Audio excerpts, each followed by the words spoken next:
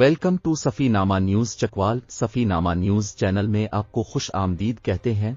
खबर शामिल करते चकवाल से राजा वसीम की इस रिपोर्ट में। जी वसीम ताज़ा तरीन सूरत हाल से आगाह करे, तो चलते हैं आज की खबर शामिल करते हैं चकवाल से राजा वसीम की इस रिपोर्ट में। वज़ीर आला पंजाब के विजन के मुताबिक inspector general Punjab police doctor Usman Anwar और आर पोस्ट ऑफिस रावलपिंडी के अहकामात पर district police officer Chakwal captain रे वाहिद महमूद की जेर सरपरस्ती deputy superintendent of police circle Choa Saidan Shah Muhammad Ibrahim Waraich, SHO थाना डोहमन सैयद आतिफ रजा शाह हमराह नफरी 12 रबी अव्वल के जुलूस और सीरत अन्नबी कॉन्फ्रेंस रूट ड्रो काजड़ी का दौरा।